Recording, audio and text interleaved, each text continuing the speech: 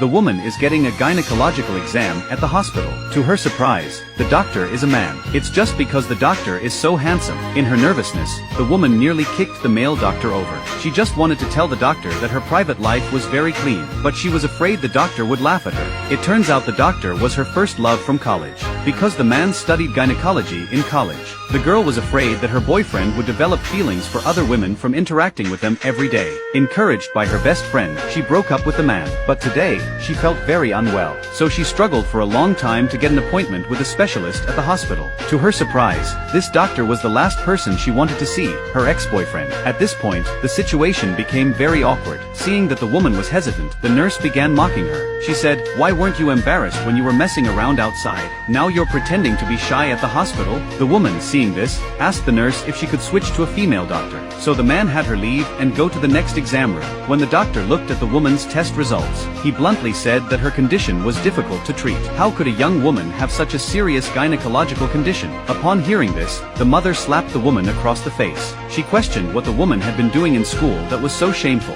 When the woman didn't respond, the mother begged the doctor to help treat her. At this point, the doctor asked the woman if she had ever had an abortion. The woman denied it. The mother became angry and scolded her daughter for not telling the truth. The woman, crying, explained that she had never had an abortion. "Mom should believe me," she said that, and turned to leave the exam room. But without looking, she accidentally walked straight into her ex-boyfriend's arms. Even though they had already broken up, they still had feelings for each other. Just then, a female doctor came over and handed the woman's test results to the man. The woman was afraid her ex-boyfriend would think she didn't respect herself, so she made an excuse to step outside for a moment. At that moment, she unexpectedly ran into a college classmate. The mean woman mocked her, asking, "What are you doing at the gynecology department? Could it be that you're pregnant out of wedlock?" The woman quickly denied it, saying she was just there for menstrual pain. Then the mean woman took the woman's test results. She started mocking the woman for her loose lifestyle. At that moment, the man opened the door and called the woman in for treatment. Seeing this, the mean woman pretended to be close friends with the woman. She began praising the man, saying that the man was right to choose gynecology in college.